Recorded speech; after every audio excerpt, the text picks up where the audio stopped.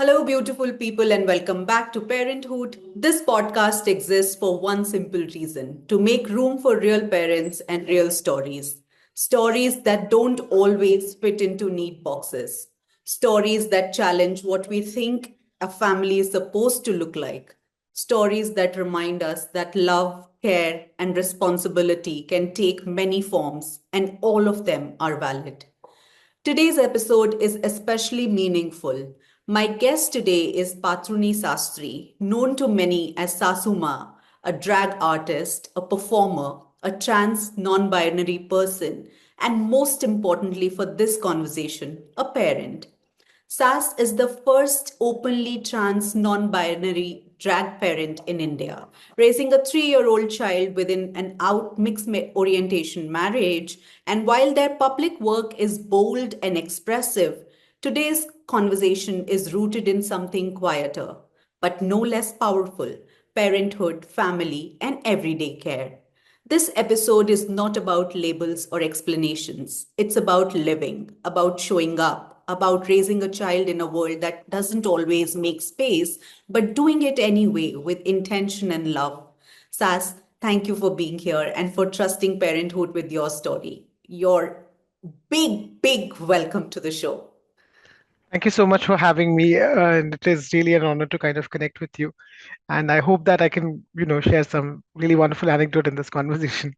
I am looking forward to it. To begin gently, if you had to describe yourself today, not in identities, not in public roles, but simply as a human being and a parent, what three words or phrases would you choose? I think one is colorful. I see a colorful world across my surroundings, and I believe in joy of being a parent and being a person living, and also different because difference is something which gives a lot of perspective. So I think, yeah, those three are the words which I could Lovely, describe. lovely. Before we talk about anything else, I'd love for you to introduce us to your family, your child, your partner, and the world you're raising your child in. Yeah. So I identify as a bisexual, trans, non-binary person. So people who are new to these kind of words, I will quickly kind of explain to them. Bisexual means I'm attracted to all genders. Attraction level, irrespective, is something which is constant across the life. It's just that you might have one particular partner at this point in time, but still, how you see the world is something which is all dependent on attractions. And I also don't believe in the system of gender. So I see that gender is a playful thing for me to kind of explore. And I'm married to a cisgender woman, and I perform drag, and I have a 3 years old kid whose hobby is right now is to play and mess up with my wigs. So I can start from there. Yeah.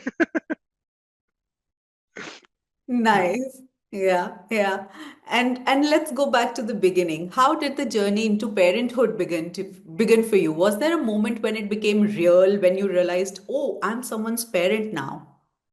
Yeah, I think I wake up often in the past few days realizing the same, that I'm a parent now.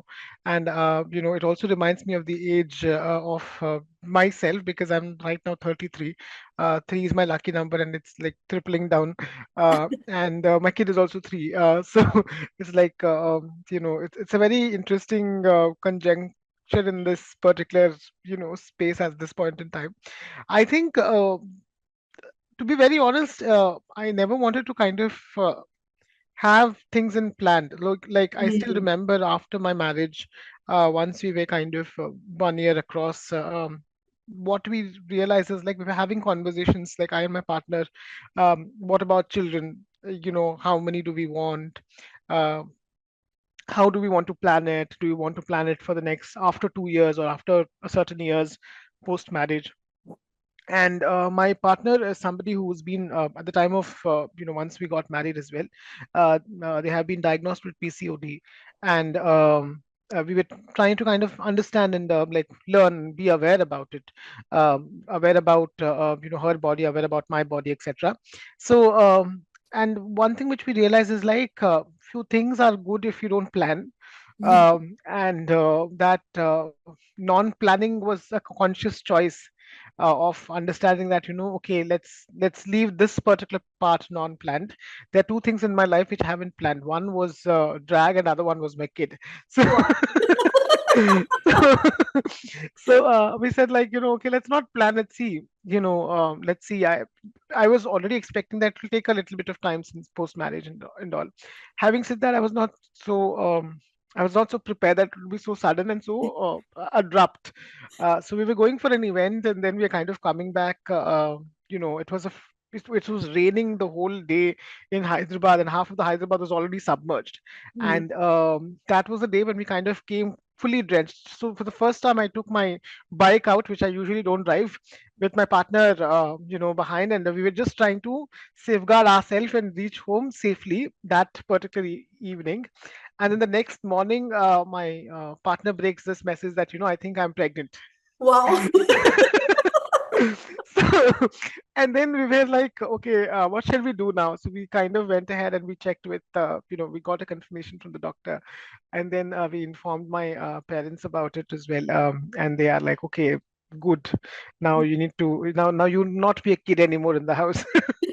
So that's how it started, and then we planned for the next next period of time, like 9 months. Out of that, first, like post 3 month, it was a little bit critical because of the PCOD, and because of the kind of pregnancy it was as well. So my partner was asked to kind of stay in the house, not move, and not kind of do any kind of a household work. So there was a little bit of distance between me and my partner, because she was staying with their parents, and I was sometimes performing in my own city, and sometimes kind of trying to fidget and visit quite often.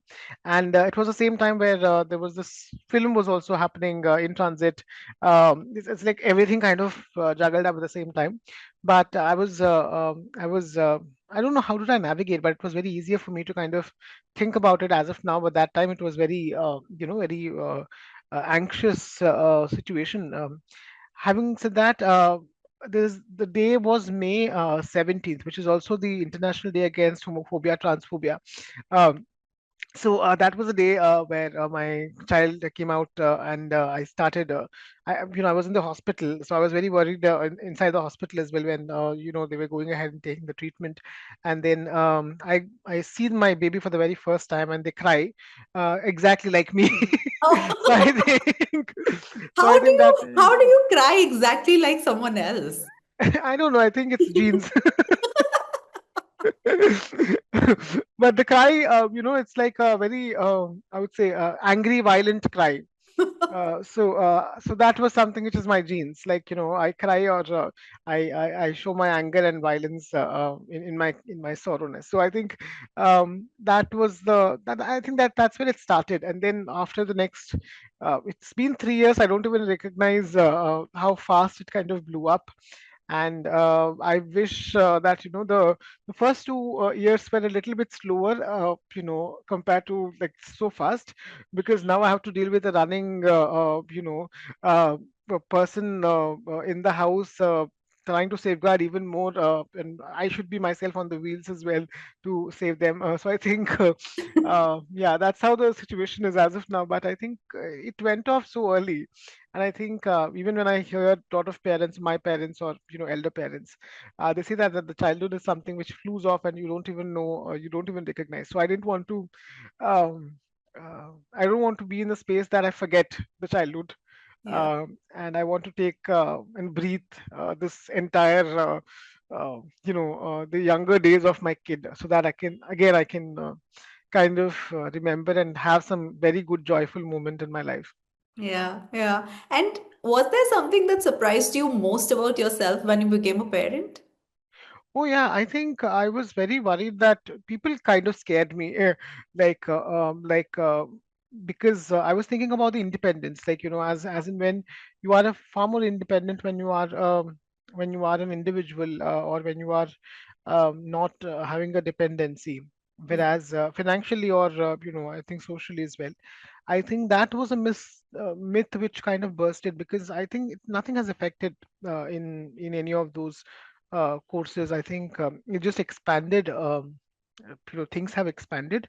It's horizon, but there's nothing changing.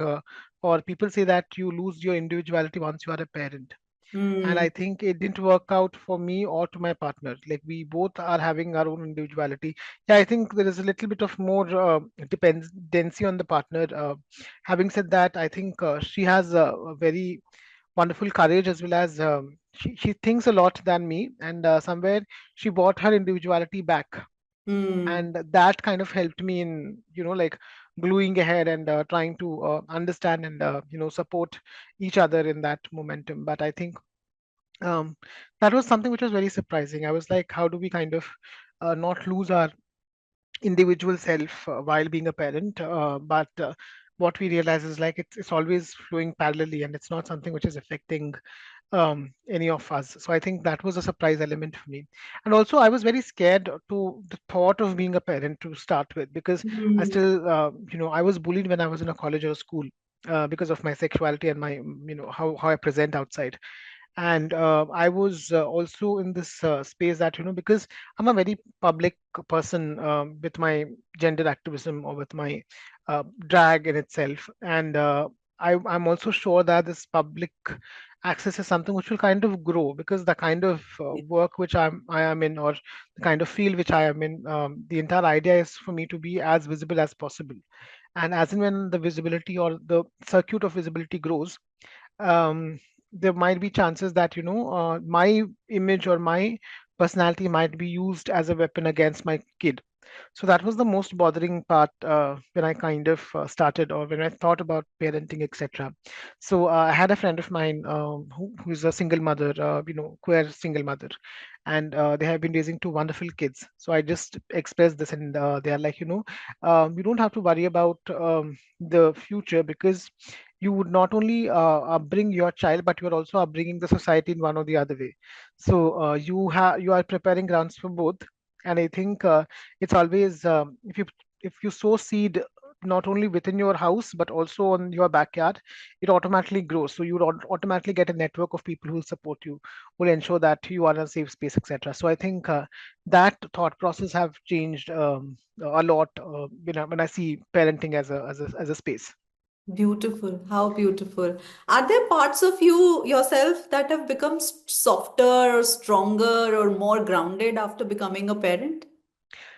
Oh, that is a very good question. Grounded, I'm not sure. I became more volatile. Yeah, I think my drag became very grounded, if I could say, because now it's like a social responsibility of doing the accurate and appropriate thing. Hmm. And while that is one thought process, it also, like, I take a lot of joy from being a parent as well, because that joy is something which is reflecting in my art. Hmm. So hence it's really important that I'm aware about the few things which I was very kind of not very stringent before, like before I was getting married or before I was a kid. I know that kid have autonomy as well, Hmm. and they also have their own thought process. So I, as a parent, I never wanted to kind of put my brain into my kid's brain. Hmm. And it's not only my kid but any other kids or young adults, young teens, or younger people, which is a usual tendency of an artist or a teacher, that we impose our thoughts onto people. It's okay if you are giving it to an adult, because they would have a choice of taking it or not. But if it's something which is for a kid, or for younger audience, it's really important that we don't put our brain into their thought process. As an artist, I think I became more vigilant about it. Hmm. I became more aware that it is always important when you are performing, because I perform in public spaces, Yeah. unlike clubs or nightlife. That is sometimes I do that as well.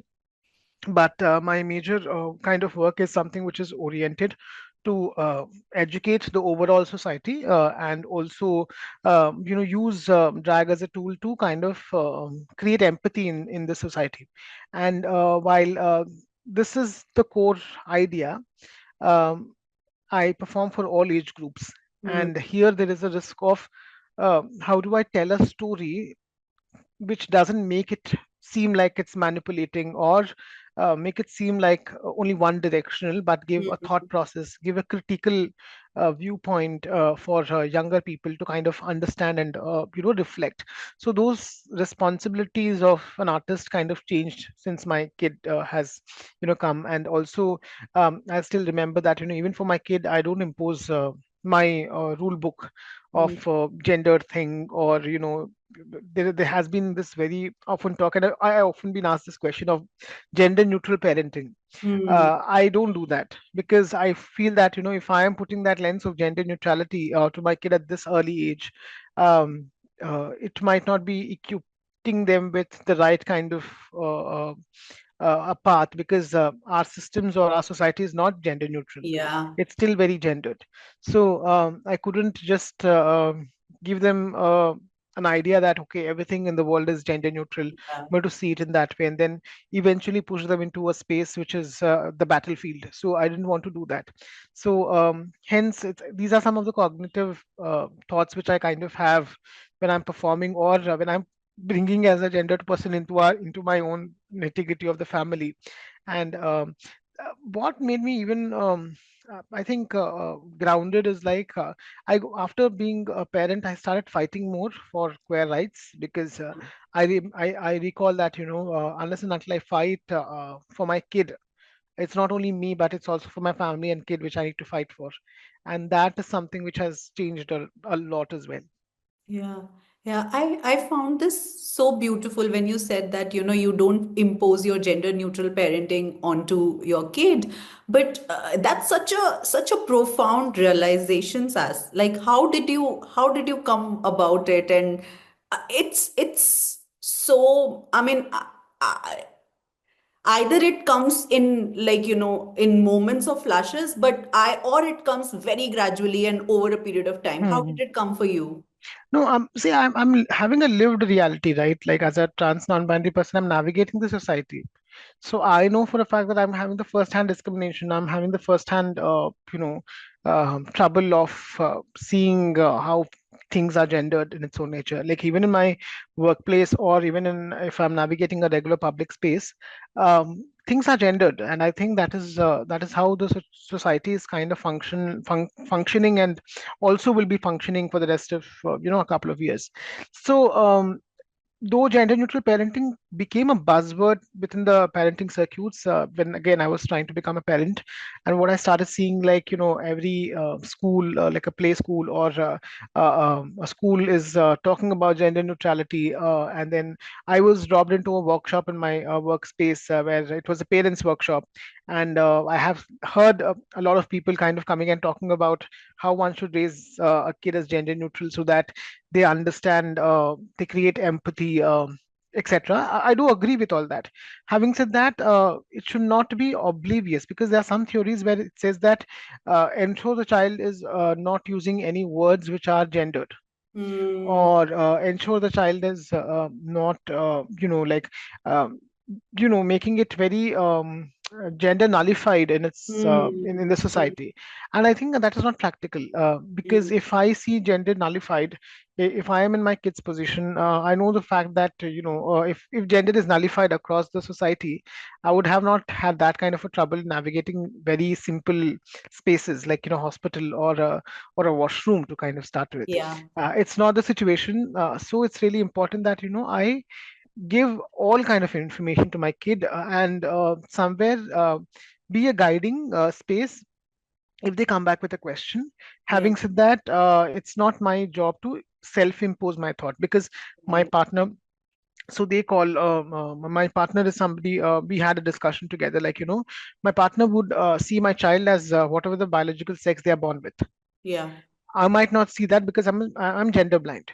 Right. But I would try to adjust and give the information that okay, there are two options. One, you see a gendered world, you interact with the gendered world. Other, you see a non-gendered world, you interact with. There are two options which you can kind of take it. So you're equipped with all the information. Now it's your choice. How do you want to kind of do it? And again, there would be an age appropriation for you to kind of pick up that call. So I Right. think that's how I have been seeing it and kind of understanding it, and that's how I'm working with my kid as well. So my kid is having access to uh, kind of both the processes. Like, we don't say that, okay, girls can wear skirt, boys can wear this and that, all that kind of stuff we don't say.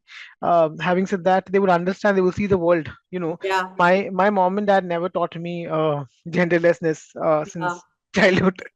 But then I became what I am. So I think I trust that process, and I think that is something which will eventually happen. And I don't have to pressure myself or my partner Yeah. or people around my kid to kind of start with in making it a very heavy process of parenting. I Yeah. think parenting should be fun. It should not be a burden on the parents to kind of start with. Yeah, yeah. And in that regard, if you had to describe your parenting style, not in theory, but in practice, what would you call it? I think I don't know. I always feel that I'm a bad parent to start with. I think it's the same thought process for every parent. Yeah. They kind of go with the thought that they are a very bad parent to kind of start with. But I'm a learner in parenting.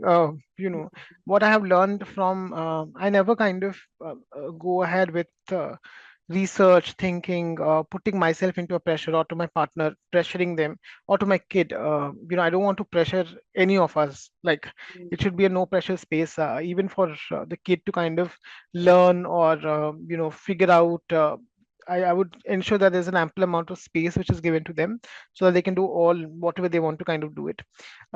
And what I also think is, like, I have been learning from some very wonderful parents across. Like, I know trans people raising their kids, like trans women who are having a biological kid, and they raising their kid, or chosen family which has been kind of bestowed on to me as a queer person.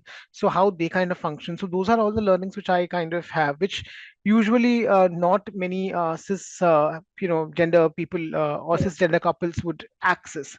So I think in that way I'm very much kind of being blessed to have two different thought processes of parenting, and that makes me aware about how what are the problem in systematic parenting which my mom and dad are or that generation is from, and then what are the problematic instances from the Gen Zs and the millennials parenting. Yeah. Yeah.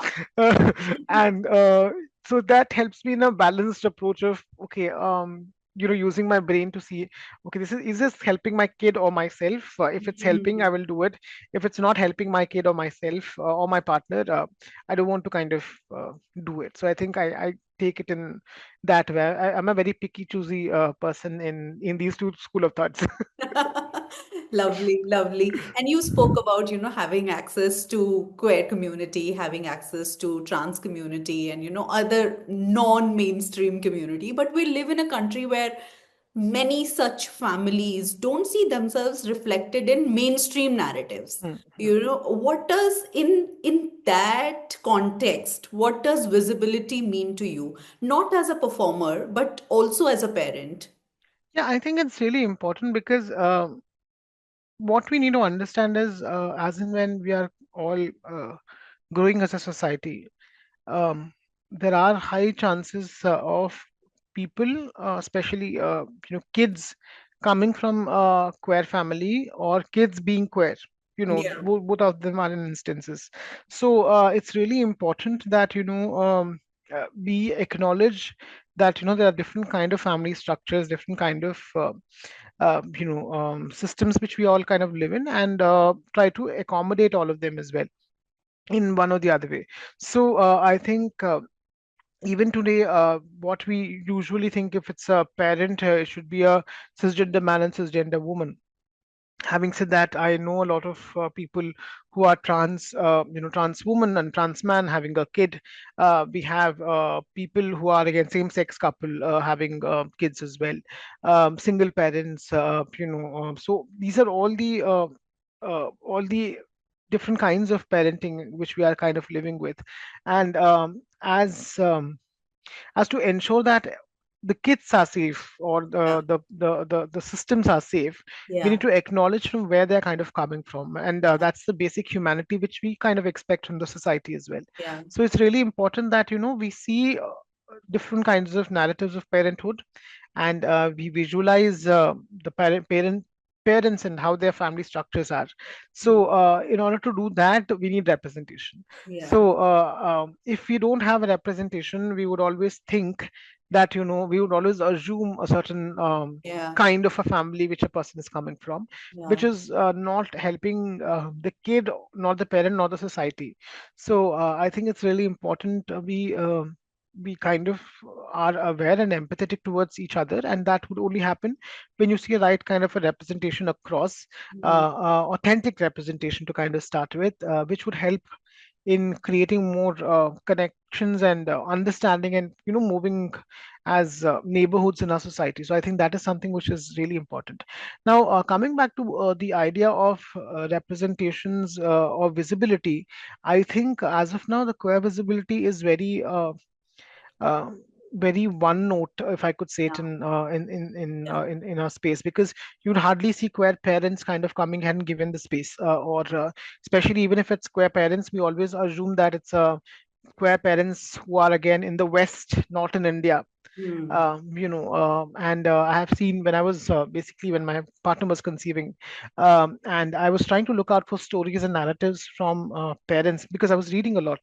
Mm. uh, I wanted to understand how a person who's a trans woman raising their kid, or how what are the challenges which a queer parent would have, and one of them is a queer, not both of them are queer. So Yeah. these are all the combinations which I was trying to look into, and I could only see that there are articles on the webs on the internet which is talking about same-sex couple, again not from India, from some other country, or somebody who's who's a immigrant to a different country raising a kid. Now my battleground is very different. I'm right now in this particular country, and my surroundings are very different, and those information will not help me in any way. So I think this is the real problem, when there is no right, or right amount of visibility in our society. But I was saved because I had more narrative conversations. I know more people in real time connections, Yeah. where I could kind of go ahead and ask a certain doubt or a question. So I think that was a kind of a privilege which I had with my access, or with my city which I'm living in.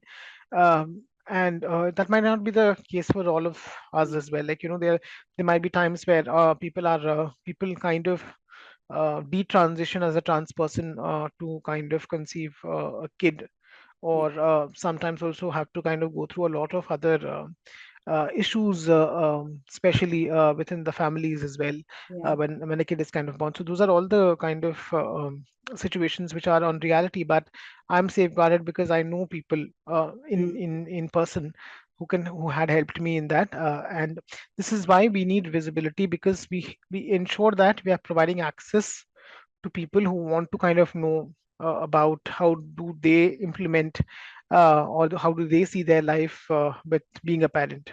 Yeah, yeah, yeah. And you talked about visibility in the society, but how do you think about visibility in front of your child as well? What do Hmm, you want them to grow up seeing as normal? hmm. I think for me, I since I think my kid was 1 year of age, my kid, both my partner as well. When we got married, my partner used to travel with me to my drag shows, and yeah, again, there are different kinds of drag shows and different spaces which drag shows happen. So I need to be very cognizant about the fact that that is a safe space, age Yeah, appropriate space, etc. So yeah, my partner used to come for all the community events which were happening in Hyderabad. So if it's a community gathering, if it's some pride walk which is happening, or a book reading session, or a drag show which is a family friendly drag show. So my partner used to come with me across, and my kid is also someone who started accompanying, because I think when I go to drag event, my partner and my kid are the only one who's staying in the house, and mm, which is not something which they like a lot. So what they do is they accompany me, so they come with me to event which is happening, and so my kid is already exposed to that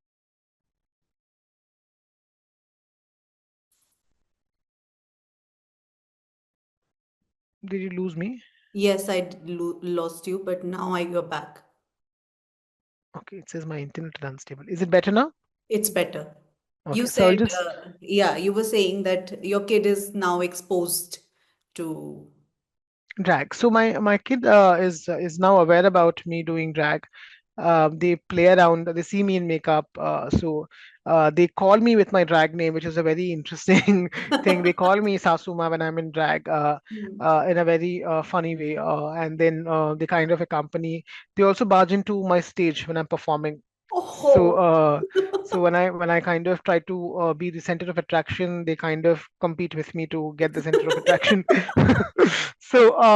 These are the things which are happening. So I want to ensure that I don't have a dual life in front of my kid, Yeah. and I want to ensure that they know in and out about how I present in the society, and it should not be a shocker for them to see or visualize me once they are you know being aware about the situation. So I think that was my constant choice.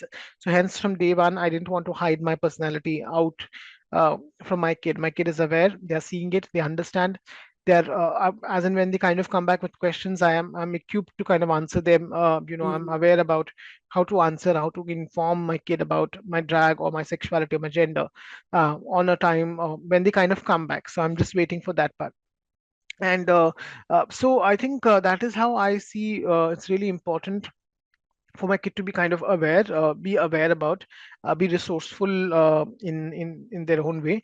And as and when this is also happening, I'm also educating myself on things like how do I prepare the ground if my kid is kind of coming and asking about sexuality or gender, or if there are situations where they want to kind of explain to somebody else, Yeah. or some other parent or some friend who is basically trying to come out to my kid. How do we kind of say, how do we talk about consent? So those are all the concepts which I'm preparing myself as a person, so that I can equip them, I can kind of inform them at the right time, at the right age, so that once they grow up, they are aware that they have all the resources, they have everything, they have their own library of information through which they can browse and get into the reality. So I think Yeah. that is something which is my plan of action. And I never wanted to kind of have this duality. I don't want to hide myself out from Yeah. my kid, my reality of it.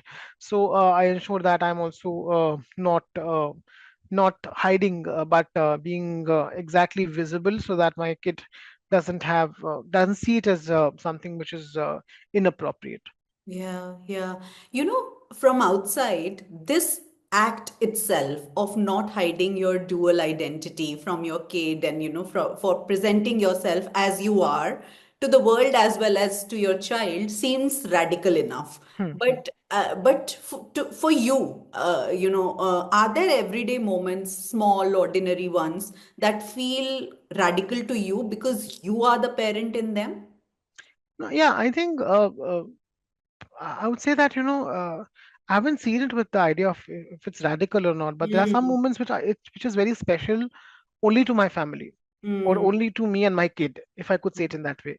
And I think every family is different. Like when a kid is kind of born in a family, whatever the thought or politics of the family is something which kind of shapes the kid, or the culture, or the aspect of it is something which shapes the kid.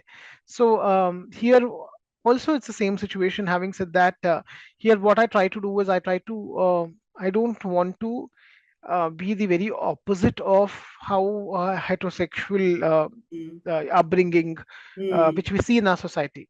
mm. So see, I think because I was raised in a very heterosexual manner. Having said that, I was also having the flexibility of learning, Yeah. understanding and questioning. So that was something which was already kind of given to me because of my parents. So I don't want to kind of create a different pedagogy of parenting which is against the idea of heteronormity. Yeah. So I don't want to kind of say that that is wrong, only this is right. Mm, So mm, because if that is the situation, if I say that okay, being being raised as a feminist, being raised as a genderly aware kid, or being raised as a I would say being raised as a liberal person, because I'm a liberal yeah. person. I think expecting that my child would also be liberal or a feminist. Um, that is a too fast stretch expectation for me. I would kind of be very honest over there, and I don't want to parent my kid to be raised as one.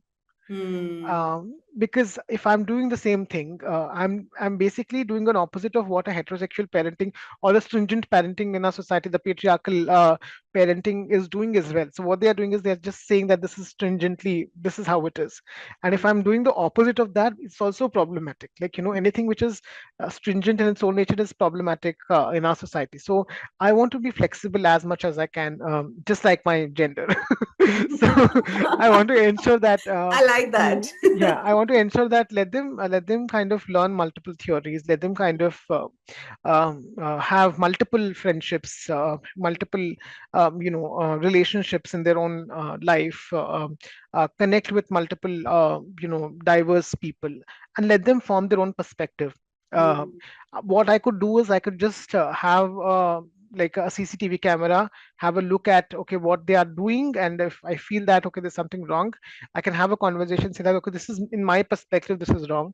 You Hmm. take your own decision. So, which was something which my parents did. So I Hmm. think I want to follow that pattern.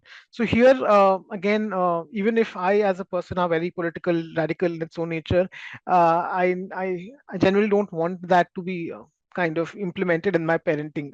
And Hmm. I have a checker in my house, which is my other, which is my partner.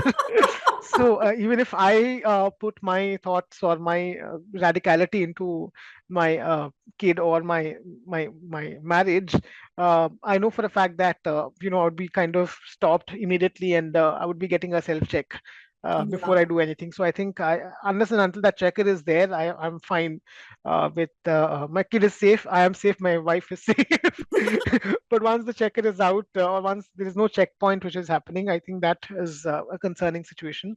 But I'm fortunate enough that I have someone who always questions, like even I am a person who question every damn thing.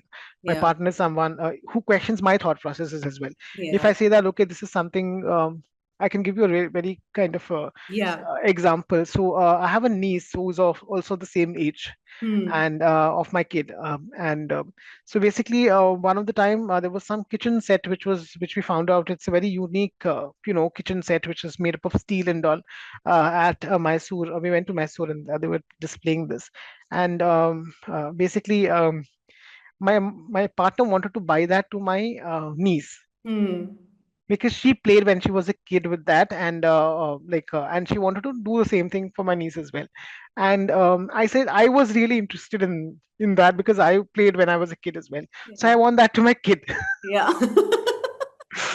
So I said, yeah, you take it, and there's one piece which you have taken, and I was thinking it's for my kid, and she was thinking it's for the niece. And I Yeah. said, like, why do you want to give this set to a girl child? Because you are putting an expectation that, the girl child should cook. Yeah. And my partner's like, but you were the one who were also thinking that this should be given to the your kid. Yeah. So you are trying to implement your thought process that men can cook. Yeah. That was an argument which we had. At last, what she kind of concluded is like, let's do one thing. Let's take two of them, one for the kid and one for the niece, so that we don't have to fight with each other. So these are the kind of checkers which I kind of get. Like at any point in time, I think I put my gendered lens, or like Yeah. less lens, and say that okay, this is not correct, this is patriarchy in its own nature, and she'll kind of question back, or she'll kind of give me a reason which is very logical in its own nature. Hmm. So I think that checker is really important, so Yeah. that we ensure I gave a very neutral thoughts to my kids. Yeah, yeah. And I love how you speak about your partner and you are parenting within a marriage that doesn't fit society's default expectations. So, in that, what does partnership look like for you as parents?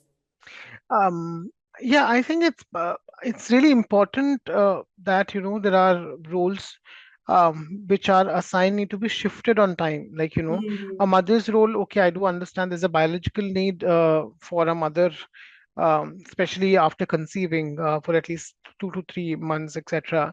For the first 2 to 3 months, but then slowly and steadily there need to be a defined role so that there's a space which is left for each individual as well. Yeah. Parenting is a very huge task to kind of do, and I think somewhere I kind of missed that part when my partner was pregnant. Like I was not able to kind of understand that she's also going to the post um, depression, which usually kind of happens, and slowly and steadily, it's only after consciously kind of conversing and understanding, I realized that okay, this is something which is a part of my family, and I need to kind of take some kind of a step. So I started working more work from homes, and then trying to see how I could kind of uh, take some responsibilities, like at least uh, going ahead and ensuring that she's invested in her art. So she started working on her art, and somewhere I was trying to work on my art, so that engaging each other, and then somewhere engaging the kid, that became a flawless space. Like I sometimes I still remember once a kid is born, we our expectation from the mother is that they should be always around the kid.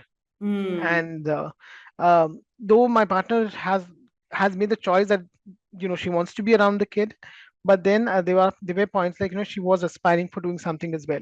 Mm. And then it should not be a conflict that okay, she's aspiring, I'm aspiring, who's taking care of the kid. But it should Mm. be like okay, today I'm doing this, I want to pursue this, tomorrow you want to pursue this, I'll be there. So Mm. this constant I would say it's a fight in itself, but those fights are really important because that gives you more space to kind of more responsibility for you to kind of contribute to parenting.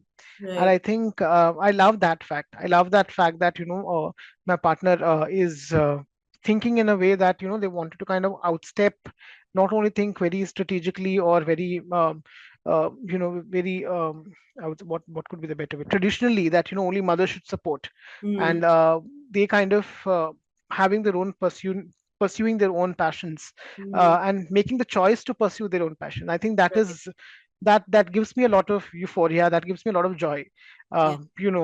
as a person who is partnered with her partner. So I think that is how I try to kind of balance and talk out things, and still it's very surprising for my immediate parents or to my in-laws when there are some things which I do, because I present myself as a mask person when I'm not dragging. And there are few things which I kind of, when somebody asks me to feed my kid, and I'm expert in doing that. Or if I'm doing it in a very regular casual manner, it shocks them. I was like, okay, let you shock, but this is something which I want to contribute. So I think that is how we are trying to navigate. And I'm still learning. I'm still one of the shocking thing, when again I'm trying to reflect when we are Yeah. having this conversation, is like you know both of us are of the same age, like my partner and me, and there is a default expectation that mothers should know everything, Yeah. but there is no default expectation that the father should know everything as well. So Yeah. there is very easily I can say that, oh, I don't know this. Mm. But it's also important that the same conversation can be applied to the mother as well. So Right. that breaking of that ice was something which was very important for me, and I'm still trying to do that when I'm interacting or trying to be with my partner. Yeah. It's sometimes I do feel that I'm not doing enough, which is again my perspective, because sometimes I have to go to work, they both are in the house, things like that, or if I'm performing somewhere, they both are left in the house, and we just live three people together in our own house. We don't have our parents kind of coming more often, so hence those are some spaces where I feel that okay, I'm not contributing enough, or I'm leaving the house without providing right kind of resources. But I think eventually what I kind of realize is like even those spaces would help. Those guilt feelings are also really important, because you overdo it and then you are satisfied. Yeah. I think yeah, that somehow is helping. Yeah, yeah. And are there ways in which parenting has strengthened your relationship or forced new kinds of conversations? Yeah, I think the new kind of conversation is like uh, It's definitely strengthened the relationship for sure, but the kind of conversations are very kind of weird at times. We fight for we go to a toy shop, we want to buy a toy for the kid, we fight for what toy we want as a parent, and we make a mind, and then the kid wants a different one, so we have to let go of our selfishness and then, you know, give what the kid wants. And Yeah. what we realize is like half of the toys which we kind of buy for our kids, for my kid, is not my kid's choice. It's like Hmm. something which we wanted to play. Hmm. So I have like 16 kitchen sets, like, 16. One is in wood, one is in steel, one is in glass. The glass one was recently bought by my partner when we went to a trip, and I was like, I thought it's for my niece again. So it's like, shall I bring it? Like, no, that is for me. Keep it in the house. And how I use my kids' toys as my props. So I think there's a clear cut policy which my partner has put, like, you should not use any of my kids' stuff in your drag or in your props. But still, I sneak peek and use a couple of them. So I think those are some moments which I have as a parent. It definitely strengthened. It's definitely a kind of um, made a very clear cut bond strong, if I could say it in Hmm. that way. But Hmm. then it's also like there's a constant questioning, constant juggling of things, constant adjustments which we need to make as a parent as well. And I think that is a reality which is slowly kicking in. It's just 3 years, so I think it will kick even more.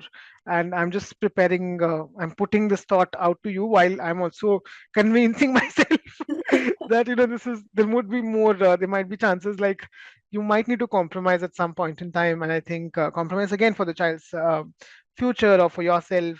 So those are some things which is a consciousness which is kind of talking as and when I kind of reflect.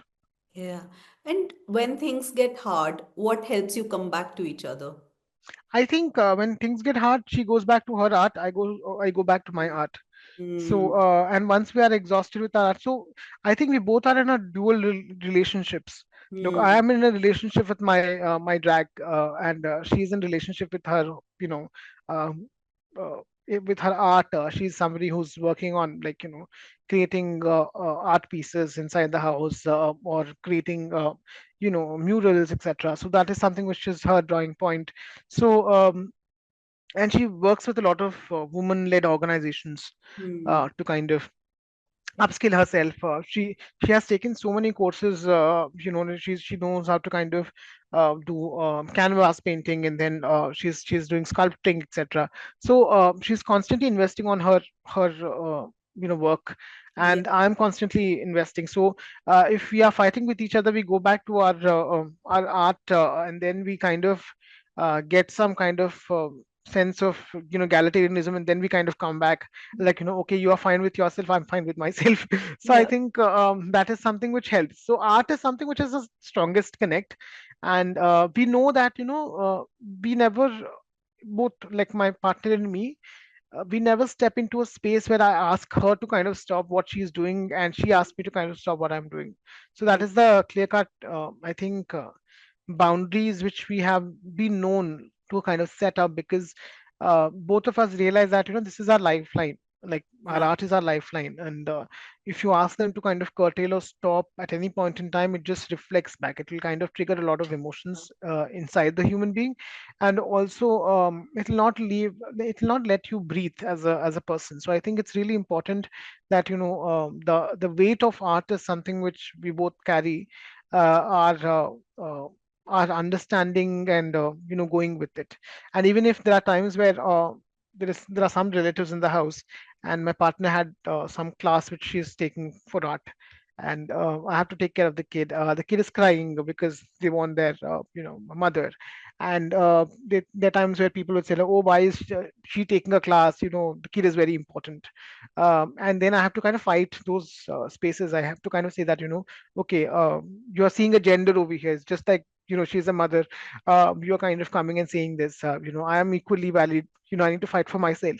So I think those are some things which I see a part of it, so I kind of navigate with that pieces as well. Yeah, yeah, yeah, well, yeah, lovely. And let's talk about joy. I love what you said about joy. And, are there small moments, habits, rituals that fill you with joy in your day-to-day life? Yeah, I think so. One of the thing is I do drag. My kid is very well aware about it. So whenever when I'm doing drag and my kid is watching it, they'll have this kind of nod. This is something which is happening for day one. When they see me drag, and they'll have this nod. I would also have this nod, and we'll have this nod, and we'll that continuous language of us to kind of start with, and then um, me being visible with my partner and my kid in public space, and Mhm. especially in queer communities, brings a different kind of joy, because queer community is not having, there are a lot of people within the queer community who wants to be parents, Right. or at least they want to have partner, Right. to kind of start with a small bucket of it. And when they don't have the access and they see people like me who are kind of doing what we want to kind of do, like living our own reality, the kind of euphoria which my community gets is very different, and they always often kind of come and express. Mm. So I still remember when I took my kid to a event for the very first time. There are a lot of people who wants to kind of, take the kid, and try to interact with the kid. There are a lot of people who are kind of feeling that it's their own kid. Mm. It's a kid who is getting a lot of love from across the community. So I think that is the beauty of the joy which I feel, like somewhere or the other way, what I can do is, if I want to be authentically visible, so that anyone who has a dream of being a parent, in at any instance of life, should be able to do it. So I should at least give them that kind of a hope, is what I feel like. And I was also given the similar kind of a hope. I saw someone being a parent leading it, which makes me hopeful as well. So I want to be that part. So hence it's really important for me to constantly bring my parenthood, like I'm a dad, I'm a parent, into my queer spaces, into my drag, etc., because it's really important for me to say that, okay, this is something which is which is important. Other joy is like, I my life itself is something which I try to message it up in my performances. So Mm. when my partner was pregnant, I was doing this piece called a Swikar, which is also, Swikar is again a group of group of parents. It's a NGO, which is a collective of all the queer parents in India, and they have been doing some amazing job in counseling parents whose kids are coming out, or counseling kids who want to come out to their parents, etc. So I had an interaction with Speaker for a long time, the founding members, etc. And their work is something which is humongous. It has created a lot of impact across the queer communities in India. So when my partner was pregnant, I want to do something, some kind of a performance which was giving me an aspect of this entire 9 months of parenthood. So I Mm. did a performance called a Sweekar, where the idea is like, there's a there's a mother who is basically kind of passing through the 9 months and then giving birth. And once the birth of the child is happening, they realize that that's an intersex child, Oh. and whether they would be accepting, whether they would be fighting from the society to safeguard the child, or whether they would give it out and throw it in the dustbin. So that was the entire thought which this performance carried. And also, at that time, there were a lot of intersex children. Even today, there are like 90% of intersex children are either being discarded, or given to the orphanage, or kind of forcefully gender corrected. So these are all the situations which kind of happen. And I thought, like, it's really important for me as an artist to reflect it in my art. So a self experience which I could put it across in my art and present it and make that accepted within the society. I think that is the other kind of creative joy which I enjoy. Lovely, lovely. And as you look ahead, what do you hope your child carries with them from growing up in your home? I think empathy is one thing. One trait which I really want my child to have is question everything. Like Mm, questioning is should be the fundamental aspect of a person's life, so that unless and until they question, they will not know the knowledge, or they mm, will not know the instances of it. So questioning is really important. Healthy questioning, corrective questioning, and then empathy. Empathy is the ground root level, because once a person is empathetic, I think the society is half built. So I think I want that empathy to kind of be instilled in my kid as well. beautiful. And what kind of world do you hope they help build simply by being themselves? I think more empathetic, more world which is aware of diversity, and more world a world which is also doesn't carry identities as a stringent part, but doesn't have boundaries to be set. Mm, We don't box things into black or white, mm, but let's leave some gray areas as well, which people can exist, because there are multiple colors in our society, and I think there need to be enough light for each color to reflect. So I mm. think that is something. The society which I kind of aspire to look forward, in a very euphoric way. I think it will happen as well, but it is a constant changing process. Yeah. I think my great grandfather would have also imagined the similar kind of a world when he was alive, and we are not living in that world. Yeah. So, but there are chances. There's always a hope. Yeah. Yeah. And tell me, what's one thing about parenting that you wish more people understood beyond assumptions or appearances? I think parenting is more like you know. It's not a rule book. It's not Mm, something which can be as I said, it can't be black and white. And i- people seem that parenting can be easily done because we are a overly populated country in an overly populated world. But then it's really important that parenting is not seen should not be seen just as a responsibility, but more like a process of self learning.